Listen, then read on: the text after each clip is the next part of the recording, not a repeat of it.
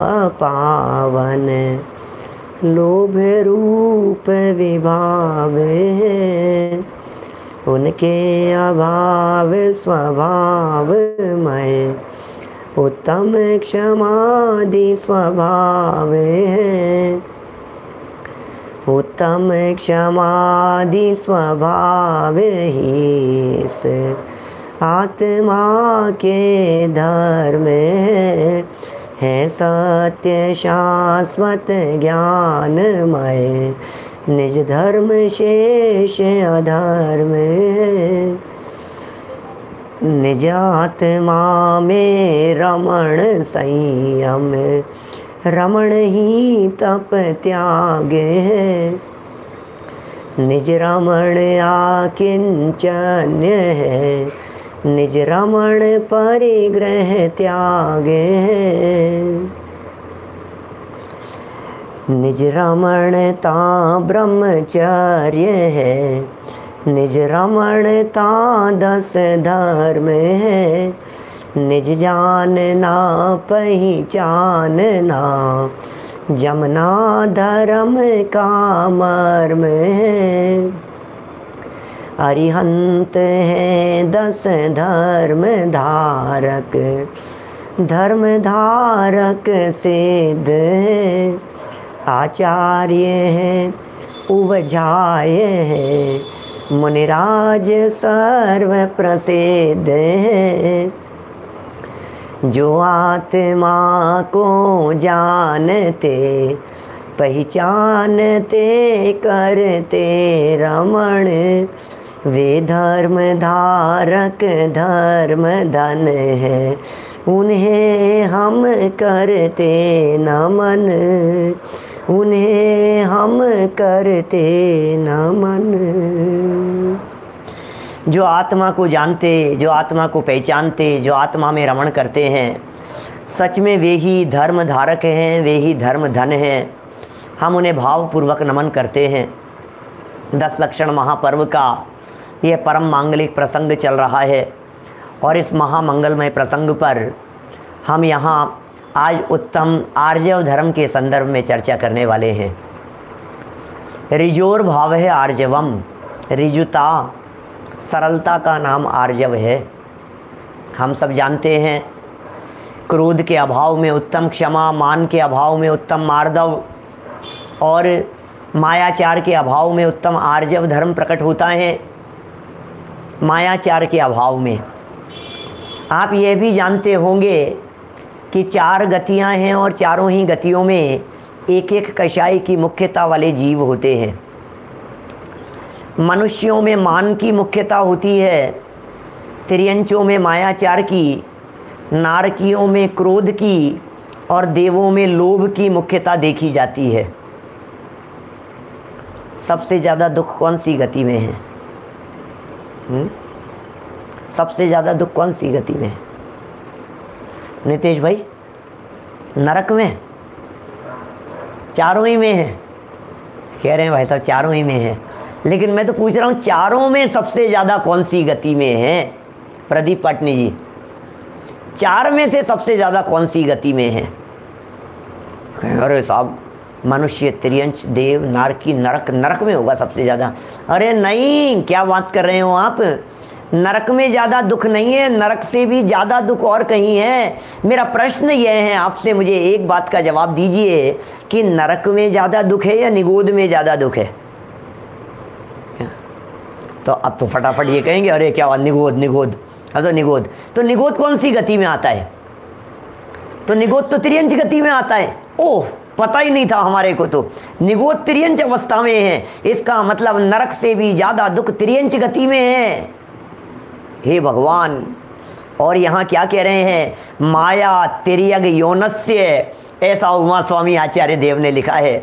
मायाचार के फल में तिर्यंच गति की प्राप्ति होती है।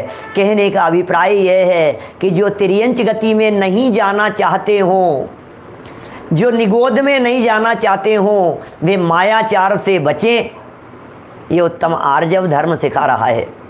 उत्तम आर्जव धर्म क्या है? ये उत्तम आर्जव किसे कहें? उत्तम आर्जव, आर्जव का अर्थ क्या होता है? आर्जव माने है सरलता, और मायाचार है माने मन वचन काया की विरूपता। मायाचार का मतलब है छल कपट, धोखा देना। हम लोग करते हैं कि नहीं छल कपट?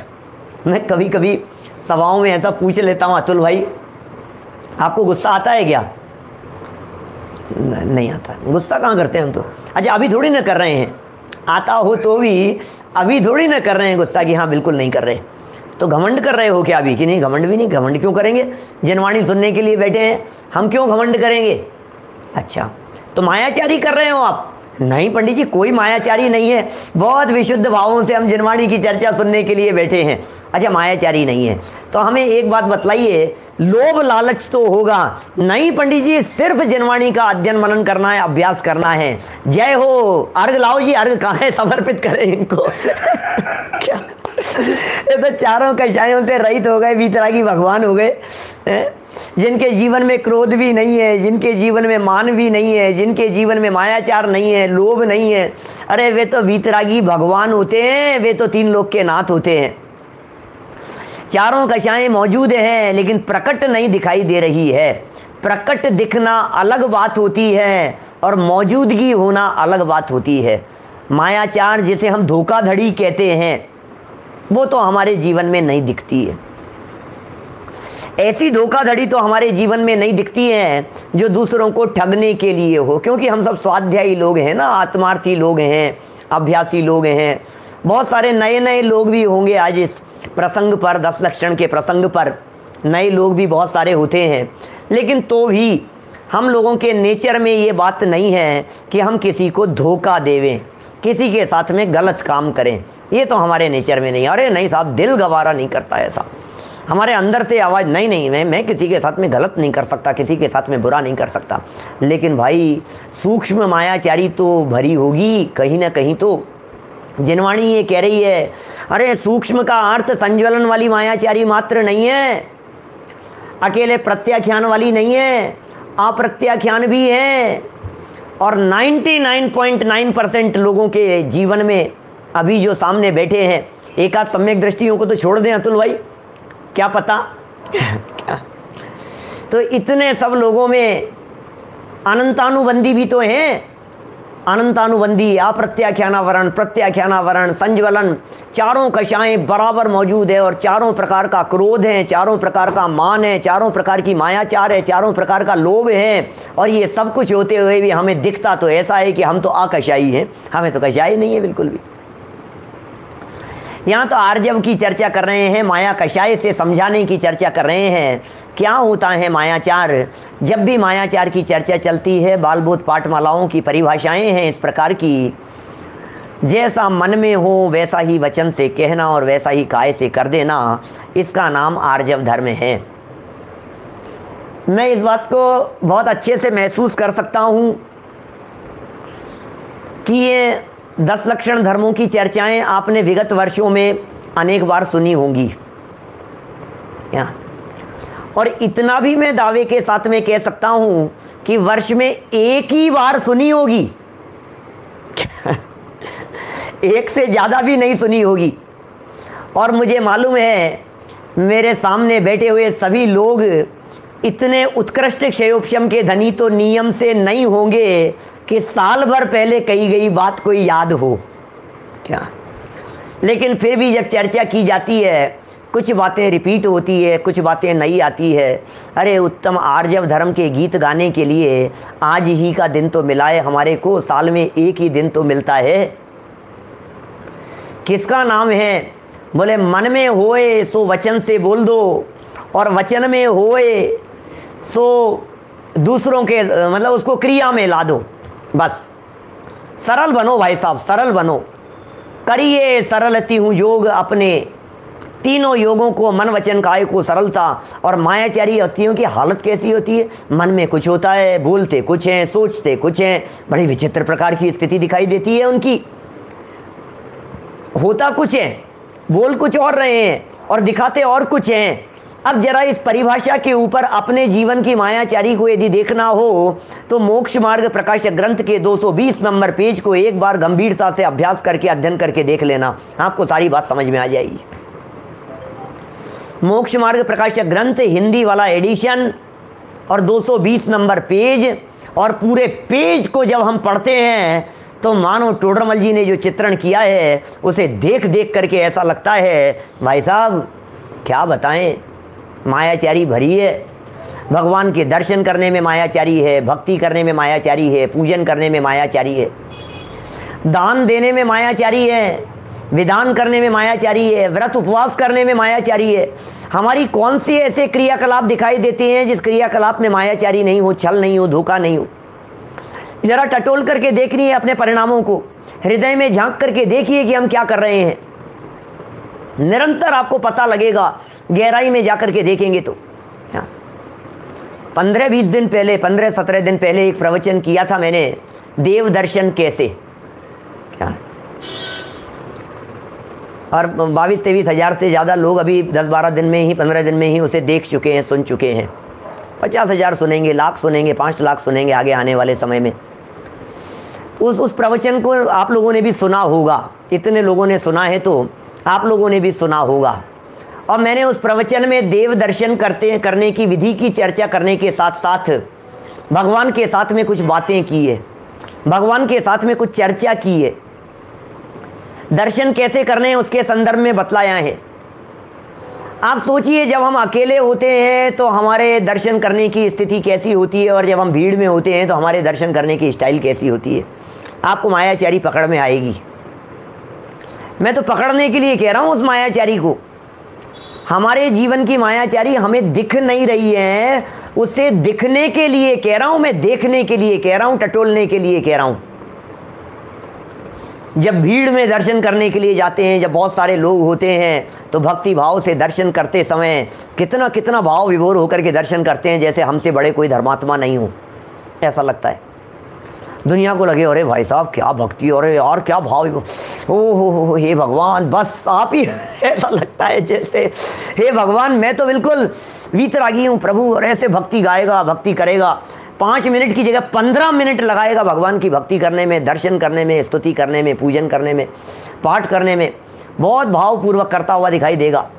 और कभी अकेले में दर्शन करने का मौका लगे तो दर्शन करने का नियम हो, मैं अमेरिका वालों से नहीं कह रहा हूँ, मैं तो हिंदुस्तान वालों की बात कर रहा हूँ, क्या दर्शन करने का नियम हो, और दोपहर में 12 बजे जिन मंदिर में दर्शन करने के लिए जावें, चक्कर लगा करके आता है भाई साहब, क्या कोई देखने वाला तो है नहीं, अब किसको दिखाना है। ढंगता है, ये मायाचारी नहीं है। आप व्रत कर रहे हैं तो क्यों कर रहे हैं, आप उपवास कर रहे हैं तो क्यों कर रहे हैं, आप यदि माला का जाप कर रहे हैं तो क्यों कर रहे हैं। अपने आप से पूछिए हम किसको धोखा दे रहे हैं। धर्म के नाम पर क्या हम धोखा नहीं दे रहे हैं? धर्म के नाम पर क्या हम अपने आप को छल नहीं रहे हैं? क्या धर्म के नाम पर हम बेवकूफ़ नहीं बना रहे हैं? दूसरों को तो क्या बनाएंगे, अपने आप को बेवकूफ़ बना रहे हैं भाई साहब। क्या प्रमोद जी भाई साहब ऐसी स्थिति है, वीडियो कैमरा यदि अपनी तरफ आ जाए तो नाचने लग जाते हैं। अभी जूम पर चलती है ना सब कुछ, भक्ति चल रही हो जूम पर, और किसी को स्पॉटलाइट पर लो, कैसे भी बैठा हुआ हो, और स्पॉटलाइट पे आते ही नाचना चालू कर देता है। रोज देखेंगे आप इस तरह के दृश्य जूम पर, जहाँ भक्तियाँ हो रही है, जहाँ विधान हो रहे हैं, किसी व्यक्ति को स्पॉटलाइट पर लेते ही वो आपको नाचता हुआ नजर आएगा। ये क्या हो रहा है भाई साहब? ये कहाँ से नाचने का परिणाम आ गया है? ये नाचने का परिणाम नहीं है, ये नाचने के प्रदर्शन का परिणाम है। ये भक्ति का परिणाम नहीं है, भक्ति के प्रदर्शन का परिणाम है। ये जैन दर्शन अंदर से बदलने की बात करता है, जैन दर्शन प्रदर्शन की बात नहीं करता है। जैन दर्शन आत्म दर्शन की बात करता है, प्रदर्शन की नहीं। हम प्रदर्शन में उलझे हैं और प्रदर्शन के चक्कर में आत्म दर्शन को भूल गए हैं। प्रदर्शन नहीं, आत्म दर्शन करना है। पर को नहीं देखना है, अपने आप को देखना है। दूसरों की तरफ नहीं झांकना है, अपने आप की तरफ देखना है। ये काम करना है भाई साहब। क्या हो रहा है? माया ठगनी ने ठगा सारा जग संसार, और जिसने माया को ठगा उसकी जय जयकार। इस माया रूपी ठगनी ने सारे जगत और सारे संसार को ठग रखा है, और जिसने उस मायाचार को भी ठग लिया, अर्थात उस माया पर विजय प्राप्त कर ली हो, उनकी जय जयकार। उनकी होती है भाई साहब जय जयकार। धन्य है वे महापुरुष जो माया से ऊपर उठ गए हैं। माया के कई अर्थ होते हैं, माया का अर्थ ये भी होता है, ये भी माया है। धन को भी माया कहते हैं और माया माने विरूपता के परिणामों को भी माया कहते हैं। मन, वचन और काय, इन तीनों की विरूपता को माया कषाय कहा जाता है। मन, वचन और काय, इन तीनों की एक रूपता को उत्तम आर्जव धर्म कहा जाता है। इन्हीं के माध्यम से समझा जाता है और इन्हीं के माध्यम से समझाया जाता है। यही चर्चा होती है जगह जगह पर। लेकिन बहुत ही सुंदर तर्क दादा ने अपनी पुस्तक में लिखे हैं, इतनी सुंदर बातें की है, एक बार तो पढ़ना चाहिए सबको। मज़ा आता है उन सब बातों को देख करके कि साहब क्या कहना चाहते हो। कि सुनो भाई, हम ये कहना चाह रहे हैं कि आप जो मायाचारी कर रहे हैं ये सिर्फ दूसरों को ठगने के लिए ही नहीं करते हैं, कभी कभी तो ऐसा भी करते हैं कि हंसी मजाक के लिए भी करते हो। अप्रैल फूल मनाते हैं ना, क्या करते हैं? अप्रैल फूल मनाते हुए क्या करते हैं? बेवकूफ़ बना रहे हैं, हंसी उड़ाते हैं दूसरे की और मज़ा आता है हंसी उड़ाते हुए। बहुत अच्छा काम किया। यहाँ यह कह रहे हैं भाई साहब, एक गंभीरता से विचार करना कि ये जो आपने हंसी उड़ा दी है, ये जो किसी दूसरे व्यक्ति की आपने मजाक बना दी है, आपके मन में क्या चल रहा था और आपका प्रदर्शन कैसा था? यही तो मायाचारी है ना। आपने है क्या मन में हो वही वचन से बोल देना? क्या मन, वचन और काय, इन तीनों की विरूपता का नाम ही माया कषाय है? क्या मन, वचन, काय, इन तीनों की एक रूपता का नाम ही आर्जव धर्म है? क्या माया कषाय के लिए मन, वचन, काय, इन तीनों का होना जरूरी है? क्या उत्तम आर्जव धर्म के लिए मन, वचन, काय तीनों की एक रूपता होना जरूरी है? थोड़ा गंभीरता से सोचिए, क्या जिनके मन, वचन, काय नहीं हैं उनके आर्जव धर्म नहीं हो सकता है? सिद्ध भगवान के मन, वचन, काय नहीं है, सिद्ध भगवान के मन भी नहीं है, सिद्ध भगवान के वचन भी नहीं है, सिद्ध भगवान के काय भी नहीं है, अशरीरी सिद्ध भगवान। तो मेरा प्रश्न यह है, क्या सिद्ध भगवान के जरूर है? भाई साहब क्या बात कर रहे हो? सिद्ध भगवान के अकेले आर्जव की ही बात क्या कर रहे हो? सिद्ध भगवान के जीवन में तो 10 लक्षण धर्म सभी प्रकट हो गए हैं। अरे अकेले 10 लक्षण धर्म ही नहीं, समस्त स्वभाव और स्वभाव पर्यायें सिद्ध भगवान के जीवन में प्रकट हो गई हैं। क्या तो क्यों नहीं होगा आर्जव धर्म? तो मन, वचन, काय तो नहीं है। अच्छा, क्या मायाचार के लिए मन, वचन, काय होना जरूरी है? कि हाँ साहब मन में कुछ, वचन में कुछ। तो जिनके मन नहीं है उनका क्या होगा? जिनके वचन भी नहीं है, ऐसे एक इंद्रिय जीवों का क्या होगा? एक इंद्रिय जीवों के मायाचार है या नहीं है? तो एक इंद्रिय जीवों के ये 3 चीज तो नहीं है भाई साहब। एक इंद्रिय जीवों के जीवन में ये तीनों की विरूपता तो नहीं है। तो फिर मायाचार माने कि नहीं माने? और ये कंपलसरी है भाई साहब, मायाचार कैसे नहीं मानेंगे? अकेले एक इंद्रिय की क्या बात करें, एक इंद्रिय से लेकर असेनी पंचेंद्रिय तक के जीवों में तो नियम से माया कषाय का सद्भाव होता ही होता है।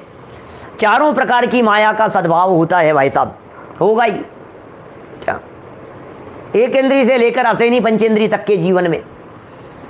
तो फिर क्या कहना क्या चाहते हो आप? समझ में नहीं आई बात। अरे हम ये कहना चाहते हैं कि मन, वचन, काय से इनका संबंध ही नहीं है। थोड़ा उपयोग को एकाग्र करके समझना संजय जी भाई साहब। बहुत सारे नए लोग भी होंगे क्या जिन्होंने नहीं सुना होगा। क्या बहुत सारे ऐसे लोग भी होंगे जो पहली बार सुन रहे होंगे। क्या जिन्होंने पहले सुना है उनके पक्की हो जाएगी बात, और जिन्होंने नहीं सुना है उन्हें उपयोग को एकाग्र करके सुनना पड़ेगा एक बार। समझो तो सही एक बार बात क्या है। गंभीरता से इस विषय के संदर्भ में चिंतन तो कीजिए कि आखिर कहना क्या चाहते हैं। हम ये कहना चाहते हैं कि मन, वचन, काय के माध्यम से ये माया कषाय और आर्जव धर्म होते ही नहीं है। हम ये कहना चाह रहे हैं कि साहब समझ में नहीं आई क्या कहना चाह रहे हो आप। हम ये कह रहे हैं मन जो है ये पुद्गल है, मनोवर्गणा का काम है। वचन है ये भी पुद्गल है, भाषा वर्गणा का काम है। काय है ये भी पुद्गल है, आर वर्गणा का काम है।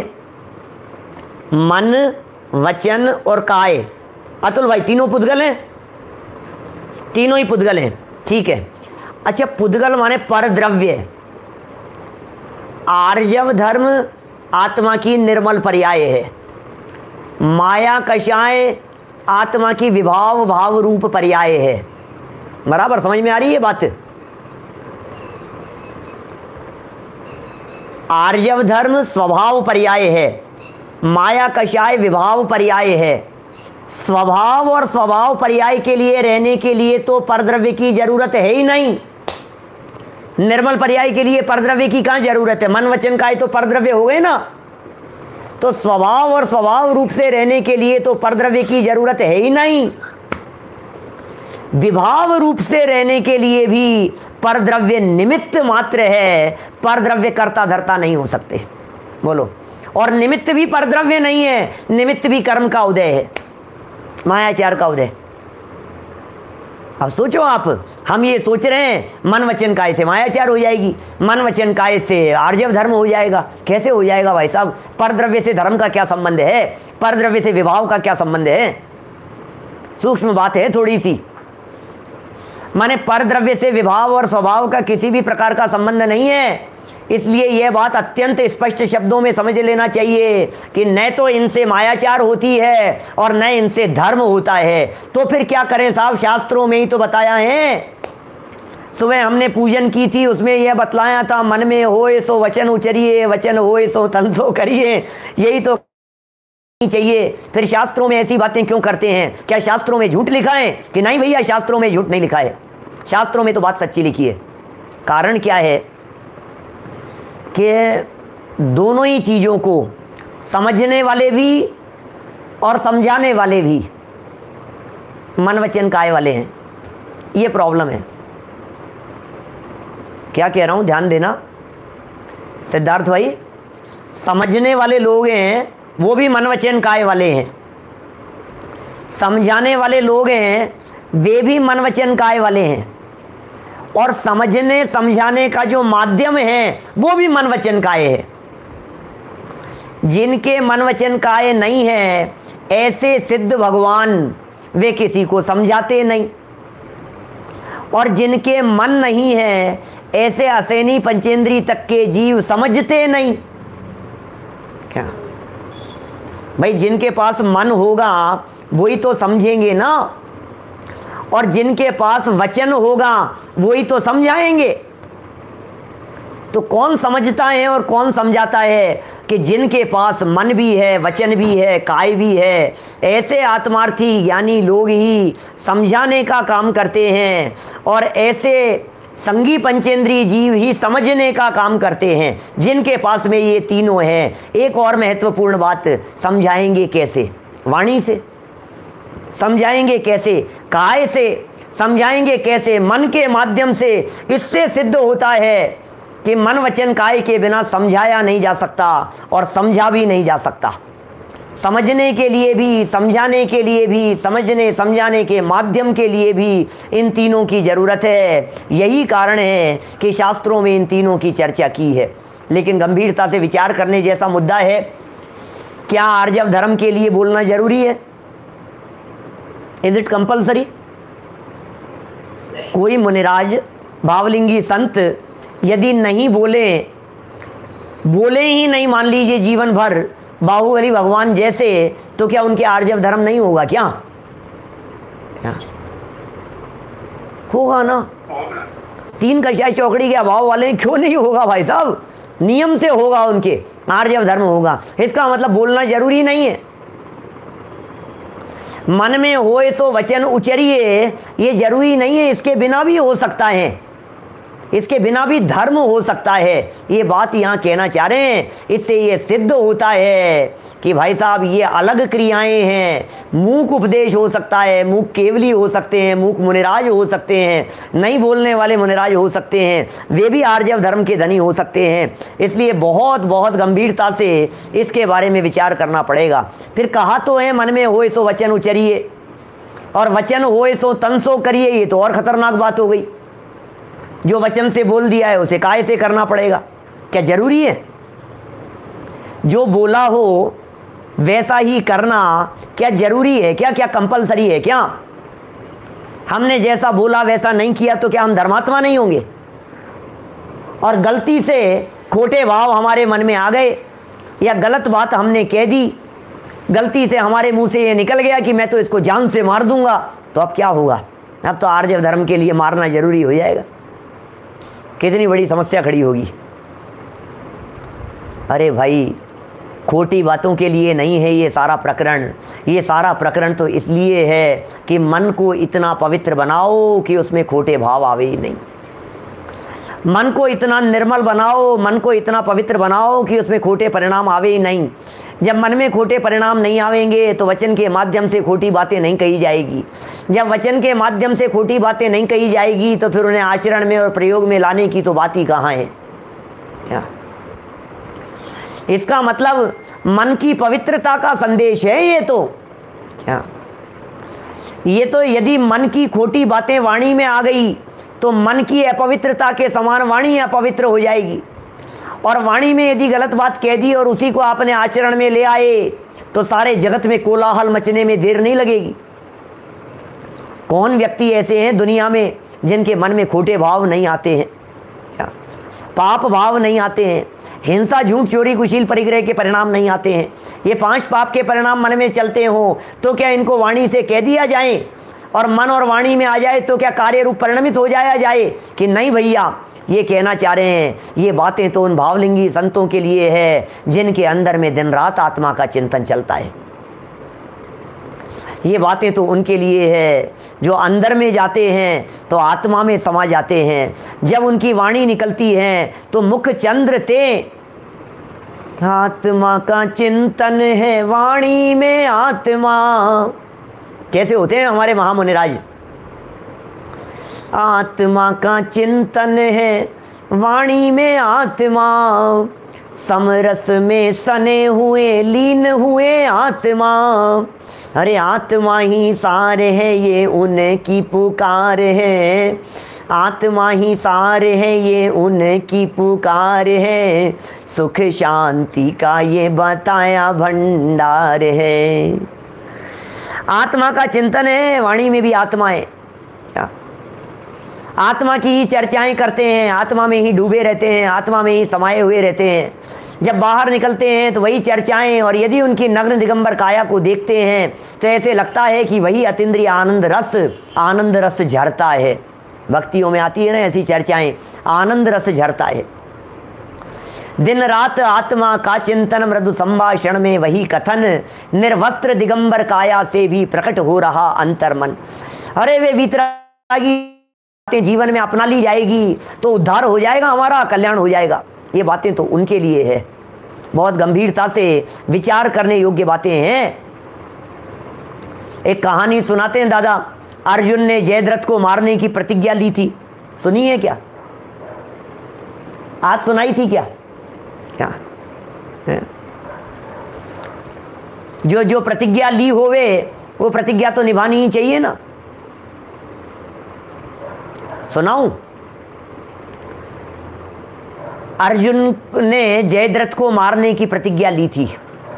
क्या और क्या प्रतिज्ञा ली थी? महाभारत में देखा है सब लोगों ने कि ये सूर्यास्त के पहले यदि मैंने इसको नहीं मार पाया तो ये चिता यहाँ लगी है और जल करके आत्महत्या कर लूँगा। गजब हो गया भैया। अर्जुन ने प्रतिज्ञा ली है। क्या प्रतिज्ञा ली है अतुल भाई? जान से मारने की प्रतिज्ञा ली है, हत्या करने की प्रतिज्ञा ली है, और प्रतिज्ञा ये ली है कि यदि मैं नहीं मार पाऊंगा तो यहाँ चिता में जल करके आत्महत्या कर लूंगा। अब ये प्रतिज्ञा ली, अग्नि में प्रवेश कर जाऊंगा, चिता में जल जाऊंगा मैं। अब वो प्रसंग कुछ भी बना हो, वो सूर्यास्त जैसा दिखाई दिया और फिर बाद में जो भी हुई परिस्थितियाँ, और फिर उसे मारने की नौबत, मतलब वो निकल करके आ गया और मार दिया और उसको जल करके मरने की नौबत नहीं आई। मुझे तो यह पूछना है, एक बात का जवाब दीजिए, यदि वो सूर्यास्त के पहले नहीं मार पाता तो अर्जुन को क्या करना चाहिए था? क्या अग्नि में जल के मर जाना चाहिए था? क्या आत्महत्या कर लेना चाहिए था? नहीं करना चाहिए था सुरेश भाई। क्या बात कर रहे हो आप? रघुकुल रीति सदा चली आई, प्राण जाए पर वचन न जाई। क्या क्या प्राण चले जाएं लेकिन वचन नहीं जाएगा हमारा, वचन से नहीं फिरते हैं महापुरुष। एक बार जो कह दिया जवान दे दी जो दे दी। कि नहीं, बात तो आपकी बिल्कुल सच्ची है, लेकिन हमें यह कहना है अर्जुन तो तद्भव मोक्षगामी थे, चरम शरीरी थे, उसी भव से मोक्ष जाने वाले थे। क्या वे चिता में जलते तो क्या चिता में जल के मुक्ति सिधारते? क्या होता? नहीं साहब, बात तो आप सही कह रहे हो, लेकिन क्या कहें, प्रतिज्ञा तो ली थी। अरे ये कोई प्रतिज्ञा है? ये कोई प्रतिज्ञा लेने लायक प्रतिज्ञा है? किसी को मारने की प्रतिज्ञा भी प्रतिज्ञा होती है, और ऐसी बात जवान से कह दी जावे तो क्या उसे निभाया जाता है? क्या उस बात को निभाना चाहिए? बिल्कुल नहीं निभाना चाहिए। गलती से यदि हमने किसी को मारने की प्रतिज्ञा ले ली हो, अरे ऊटपटांग प्रतिज्ञाएं बहुत चलती है आजकल। मैं कहना चाहता हूं आज इस उत्तम आर्जव धर्म के प्रसंग पर समाज को कहना चाहता हूं, समाज के साधर्मियों को कहना चाहता हूं, यदि आपने किसी प्रकार की कोई गलत प्रतिज्ञा ले ली है, झूठी प्रतिज्ञा ले ली है, कोई रविवार की प्रतिज्ञा लेकर के बैठा है तो कोई शुक्रवार का व्रत करके बैठा है, कोई मंगलवार का लेकर के बैठा है, कोई किसी चीज़ का लेकर के बैठा है, न मालूम क्या क्या चीज़ों की प्रतिज्ञाएं ले ली है। अरे क्रोध में आकर के भी ऊटपटांग प्रतिज्ञाएं लोग ले लेते हैं, ऐसा हमने देखा है।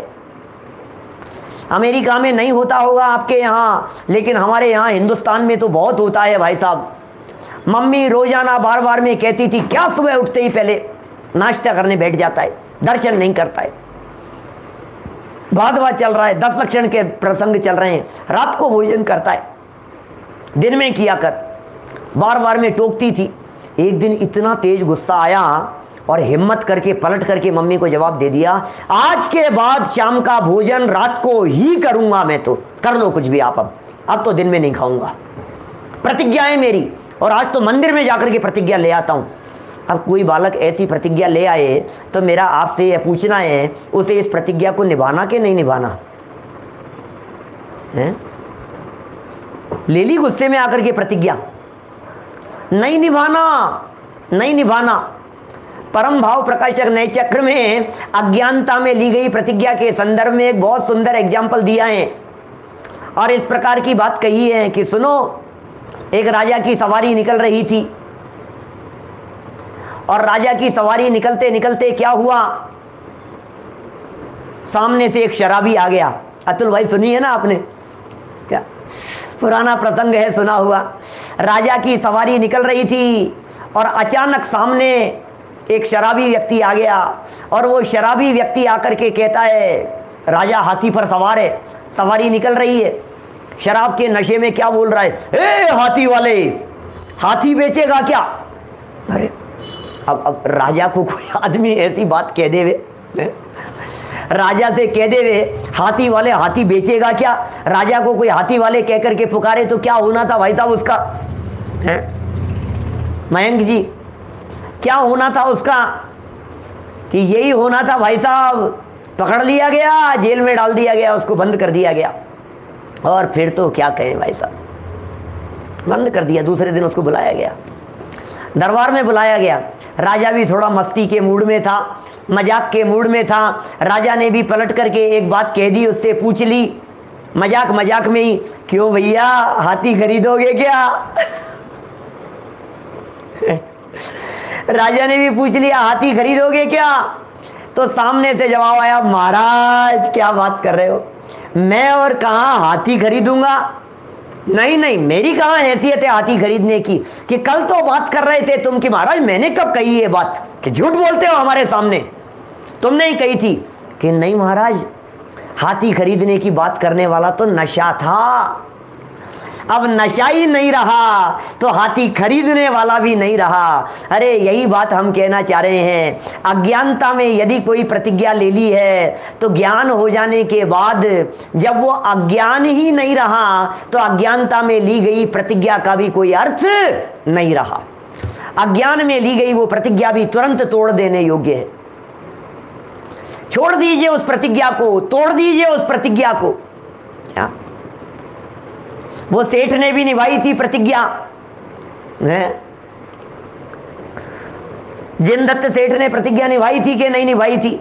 क्या बात कर रहे हो साहब, प्रतिज्ञा कौन से सेठ की बात कर रहे हैं? वही मर के मेंढक बन गया था, वही सेठानी जी वाला प्रसंग।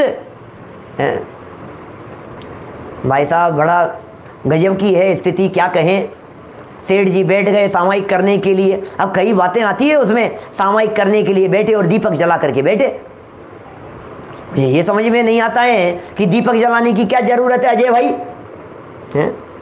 जब सामायिक के लिए बैठे हैं तो दीपक की क्या जरूरत है? सामायिक तो आंख बंद करके की जाती है। दीपक जला के क्यों बैठे? कि इसलिए बैठे कि जब तक ये जलता रहेगा तब तक सामायिक करता रहूंगा। कोई बात नहीं, सामायिक करने के लिए बैठ गए। लगभग पौन घंटे का घी उसमें डाला था और पौन घंटे बाद में ये खत्म हो जाएगा घी और अपना टाइम पूरा हो जाएगा। घड़ी तो है नहीं, आईडीए के लिए रखा था उसको। अब घी खत्म होने लगा तो सेठानी जी ने आकर के कि दीपक बुझ नहीं जाए, आकर के सेठानी जी ने घी डाल दिया। अब तो और चलने लगा। अब सेठ जी तो प्रतिज्ञा करके बैठे थे, जब तक दीपक जलता रहेगा तब तक सामायिक करता रहूंगा। अब क्या करूं? अब पौन घंटे की जगह 1.25 घंटा हो गया। अब ये तो दीपक तो बंद ही नहीं हो रहा है। अब चलो कोई बात नहीं, अब और थोड़ा सा बचाए, और थोड़ा सा बचाए, बस बंद होने ही वाला है, थोड़ी देर की और सामायिक बची है। सेठानी जी फिर उधर से गुजर रही थी और उन्होंने देखा कि ये दीपक बुझ नहीं जाए, सेठ जी की सामायिक में विघ्न खड़ा नहीं हो जाए, इसमें घी डाल देती हूँ। और सेठानी जी ने फिर घी डाल दिया और थोड़ी देर बाद में तो वो सेठानी जी विचार करने लगी कि लगता है आज तो सेठ जी कोई अखंड सामायिक में बैठे हैं, क्या इनकी सामायिक में विघ्न नहीं आ जाए। वो तो घी का डब्बा लेकर के वहीं बैठ गई माथे पर आकर के। ज्यों ज्यों घी खत्म हुए और सेठ जी के मन में तो भैया पौन घंटे बाद से ही चालू हो गया पानी पानी पानी पानी। अंदर में पानी पानी चल रहा है और बाहर में क्या चल रहा है? बाहर में ये चल रहा है कि तो घी कब खत्म होगा, घी कब खत्म होगा। बाहर में सामायिक दिख रही है, अंदर में पानी पानी चल रहा है। अब बताओ अब करें क्या? प्रतिज्ञा निभाई कि नहीं निभाई उन्होंने? हैं? एक व्यक्ति सामायिक के बीच में, वो दीपक की जरूरत क्या थी? मुझे तो ये कहना है कि दीपक तो अवलंबन था ना। क्या आप यदि ये कहें कि सेठ जी ने प्रतिज्ञा निभाई, क्या तो मेरा यह कहना है कि सेठ जी ने प्रतिज्ञा निभाई और सामायिक के काल में उनका मरण हुआ तो मर करके यदि मोक्ष नहीं हुआ तो स्वर्ग तो गए ही होंगे भाई साहब।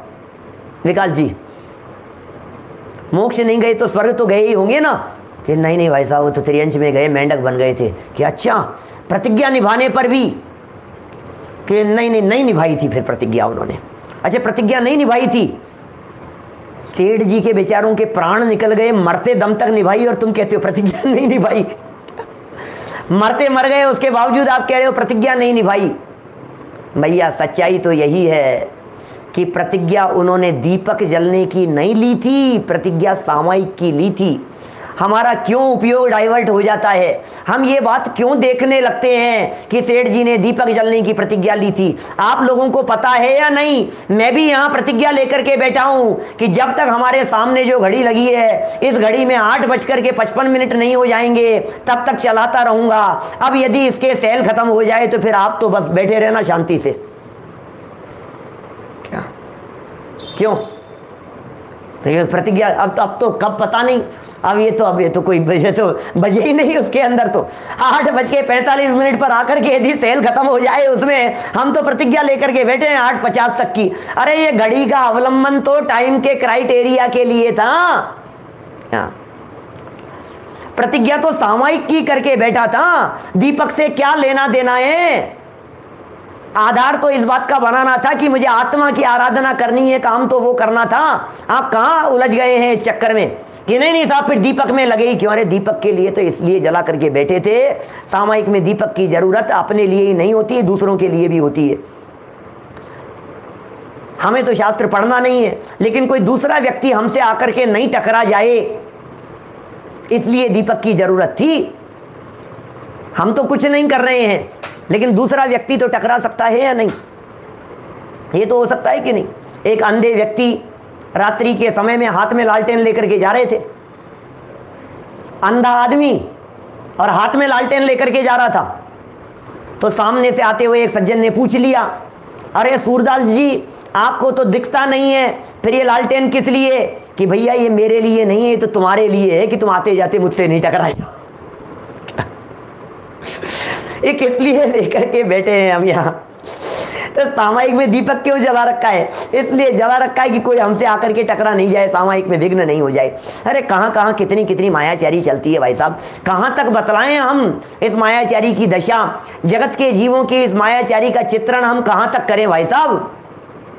इस मायाचार के फल को भी समझता नहीं है, जानता नहीं है। हंसी मजाक के तौर पर, छल कपट के तौर पर, दूसरों को बेवकूफ़ बनाने के लिए, हंसी हंसी के अंदर ही इसको पता ही नहीं है ये बेवकूफ़ बना रहा है। अरे दूसरों को बेवकूफ़ नहीं बना रहा है, स्वयं बेवकूफ़ बन रहा है भाई, फल भुगतना पड़ेगा। एक और कहानी सुना देता हूँ। क्या, एक सेठ जी थे, बहुत धार्मिक परिणामों वाले थे, बहुत धार्मिक विचारों वाले थे, गाँव में रहते थे। और जब भी कोई व्यक्ति उस गांव में जिन मंदिर में आता, साधर्मी होता, तो सेठ जी उसे अपने घर पर भोजन करने के लिए ले जाते थे। क्या, बराबर भोजन करने के लिए साथ में ले जाते थे। अब सेठ जी की तो ये आदत थी, लेकिन सेठानी जी उनकी इस आदत से बहुत परेशान थी। फिर ले आए किसी को, फिर पकड़ करके ले आए। इनका तो कुछ जाता नहीं है, किसी भी अनजान आदमी को पकड़ करके ले आते हैं मंदिर से कि चलो चलो मंदिर चलो, घर चलो, खाना खाना खाना। अब कौन जान न पहचान, अब मेरे माथे पर ला करके यहाँ बिठा देते हैं खाना बनाने के लिए। अब ये तो रोज की झंझट, आए दिन, महीने में 2-4 बार ऐसा हो ही जाता था। और सेठानी जी बहुत परेशान रहती थी, और सेठ जी भी जानते थे उसकी आदत को, लेकिन सेठ जी के मन में तो भावनाएं बहुत थी। एक दिन ऐसा ही हुआ, पर्व के समय चल रहे थे, अष्टानी का 10 लक्षण पर्व का समय था, और मंदिर में किसी एक सज्जन व्यक्ति को बहुत भक्ति भाव से पूजन करते हुए, दर्शन करते हुए, स्तुति बोलते हुए देखा। क्या, कुर्ता पजामा पहने हुए थे। तो सेठ जी को लगा कि कोई ना कोई सज्जन व्यक्ति है, कहीं बाहर से आए हैं।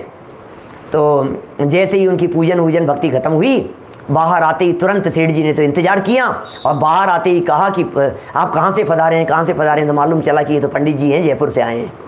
क्या, अरे नहीं पंडित जी, भोजन करने के लिए चलो आप हमारे साथ में। पंडित जी ने खूब मना किया कि नहीं नहीं साहब, मैं तो अपने काम से आया हूँ, मैं कोई समाज के काम से तो आया नहीं हूँ, और मैं लाया हूँ अपने साथ में भोजन, मैं सब कर लूँगा, मैं, आप विकल्प मत कीजिए और अपना काम निपटा करके मुझे तो वापस निकलना है। नहीं नहीं पंडित जी, ऐसा कैसे हो सकता है, आप हमारे गाँव में आए और बिना भोजन किए हुए चले जाएँ? क्या, आपको तो चलना ही पड़ेगा। अब कुछ ज़रूरत से ज़्यादा आग्रह किया तो फिर पंडित जी भी मना नहीं कर सके, साथ में चले गए। अब साथ में चले गए तो फिर साथ में जाकर के क्या घर पहुंचे, और सेठानी जी का तो माथा गरम, दिमाग में वही 3 साल, फिर पकड़ करके ले आए किसी एक आदमी को।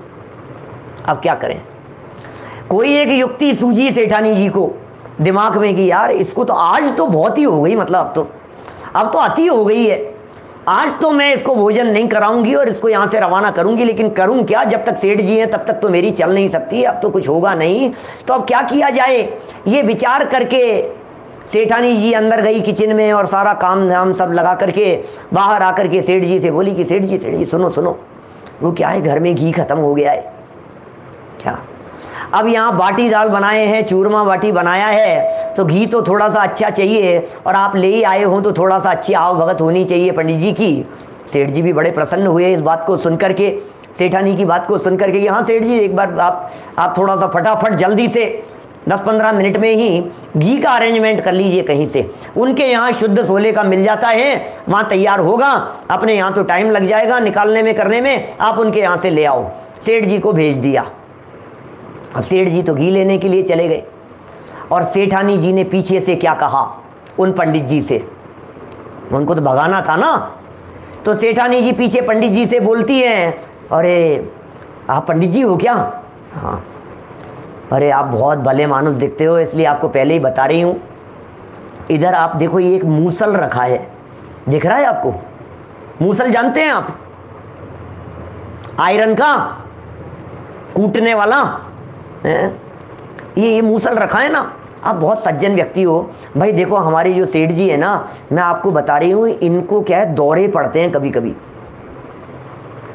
ये कभी कभी किसी व्यक्ति को ले आते हैं, आइए जैन साहब, कभी कभी किसी व्यक्ति को ले आते हैं भोजन कराने के लिए, भोजन तो खूब विनम्रता से हाव भाव से कराते हैं उनको, लेकिन भोजन कराने के बाद में इनको दौरा पड़ता है तो ये मूसल दिख रहा है ना, इस मूसल को उठा करके उनकी खूब धुनाई करते हैं। और भाई साहब, पंडित जी तो घबरा गए ये बात सुन करके, और पंडित जी ने कहा कि अच्छा, बोले ये तो होता ही है, 99% तो ऐसा होता ही है, लेकिन 99% होता है पंडित जी, आप तो बैठो। कि नहीं नहीं मैं तो चला। ऐसा भोजन करने में क्या दम है कि भोजन करें और फिर पिटते रहें इससे और पंडित जी को दौरा पड़ जाए। मैं बोले मैं तो चला। कि नहीं नहीं ठहरो ठहरो आप। कि नहीं नहीं मैं तो जा रहा हूं, मैं तो जा रहा हूं। और ऐसा कह करके पंडित जी निकल करके चले गए। अब पीछे से आपको पता ही है सेठ जी तो आए ही होंगे घी लेकर के। जब सेठ जी पीछे से घी लेकर के आए तो उन्होंने पूछा सेठानी जी से कि पंडित जी कहाँ चले गए। अब इसको कुछ सूझा नहीं, मैं क्या जवाब दूं, कहाँ चले गए, कैसे चले गए।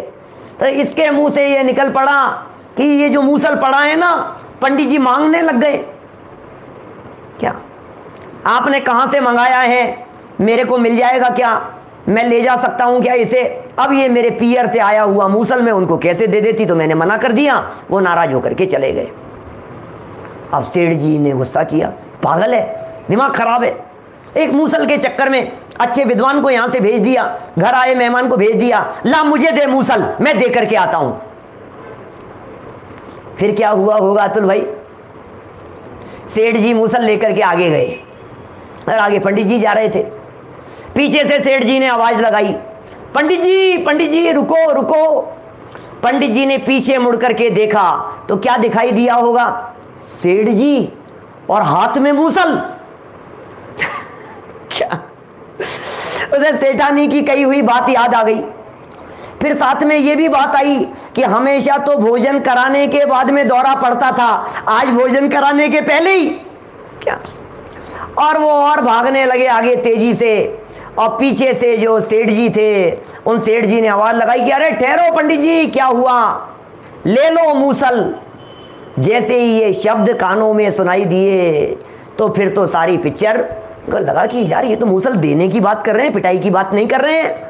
पंडित जी रुके और पूरी पिक्चर क्लियर हो गई। और फिर पिक्चर क्लियर होने के बाद में भी मूसल से धुनाई हुई, लेकिन किसकी ये आप समझ सकते हैं।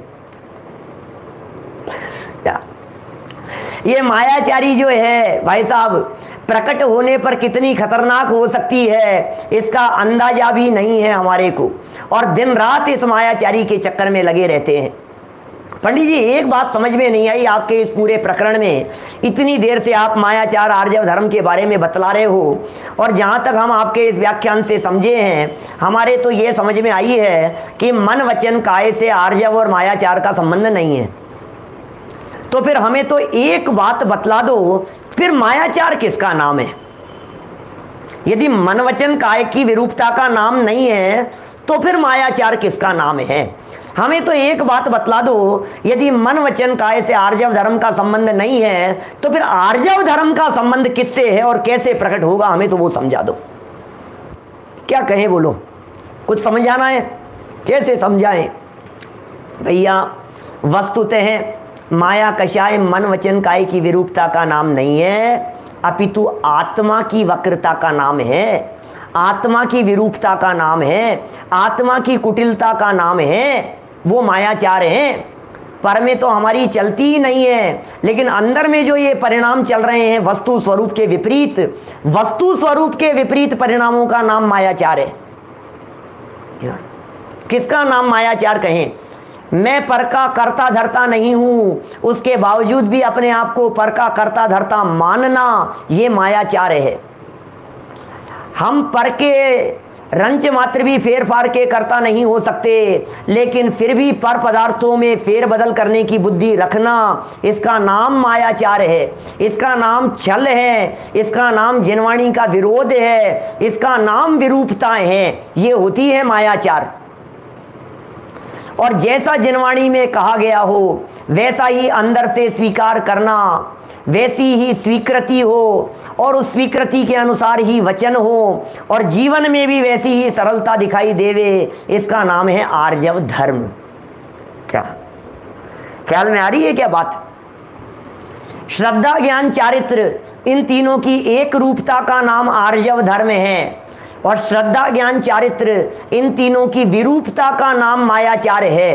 कौन समझे इस मायाचार को? हमें तो मोटी मोटी बातें दिखाई देती है, ऊपर ऊपर की बातें, लेकिन असली मायाचार किसका नाम है? श्रद्धा में कुछ और चल रहा है, वचनों में कुछ और चल रहा है, परिणामों में कुछ और चल रहा है, ज्ञान में कुछ और बातें चल रही है। श्रद्धा में कुछ, ज्ञान में कुछ, चारित्र में कुछ, इसका नाम मायाचार होता है। श्रद्धा ज्ञान चारित्र की विपरीतता को मायाचार कहते हैं, और श्रद्धा ज्ञान चारित्र की एक रूपता को मोक्ष मार्ग कहते हैं। जीवन में यदि मोक्ष मार्ग प्रकट करना हो, सच्चा धर्म यदि हमें अपने जीवन में अपनाना हो, तो जैसा आत्मा का स्वभाव है वैसा ही जानना पड़ेगा, जैसा आत्मा का स्वभाव है वैसा ही मानना पड़ेगा, और जैसा आत्मा का स्वभाव है वैसा ही स्वीकार करना पड़ेगा, तब जाकर के उत्तम आर्जव धर्म होगा। स्वभाव की विरूपता का नाम मायाचार है, और स्वभाव की स्वीकृति का नाम आर्जव धर्म है। हमने तो न मालूम कहाँ समझ रखा है। हमने तो ये बोलने की क्रिया, मन की क्रिया, वाणी की क्रिया, इनके बारे में समझ रखा है। इसलिए भैया सच्चे आर्जव धर्म का स्वरूप जब तक नहीं जानेंगे तब तक आर्जव धर्म जीवन में प्रकट नहीं हो सकता है। और ये आर्जव धर्म सच्चे अर्थों में तो अनंत सिद्ध भगवान के जीवन में होता है, और 3 कषाय चौकड़ी के अभाव में मुनिराजों के जीवन में होता है, 2 कषाय चौकड़ी के अभाव में पंचम गुणस्थानवर्तियों के जीवन में होता है, अनंतानुबंधी के अभाव में सम्यक दृष्टि ज्ञानी जीवों के जीवन में होता है। मिथ्या दृष्टि जीव कितना भी एड़ी से चोटी तक का जोर लगा लेवे, उसके जीवन में आर्जव होता नहीं है, सरलता होती नहीं है। और इस सरलता के लिए जिनवाणी का अभ्यास कीजिए, वस्तु स्वरूप का विचार कीजिए, तत्वज्ञान का अभ्यास कीजिए। तत्वज्ञान के अभ्यास पूर्वक मन वचन काय के अवलंबन होते हुए इनके निमित्त रूप सहयोग से अंदर जब परिणामों में स्वाभाविक सरलता प्रकट होती है, उसका नाम उत्तम आर्जव धर्म है। और ऐसा उत्तम आर्जव धर्म हम सभी के जीवन में प्रकट हो, इसी मंगल भावना से बात को यहीं विराम देता हूँ। बहुत बढ़िया। आर्जव धर्म का स्वरूप आपने बहुत ही सरल भाषा में प्रस्तुत कर दिया। चलिए, शाम को 7:30 बजे, 7:45 बजे मीटिंग जी का प्रवचन, और उसके बाद मीटिंग जी बम्बई वाला।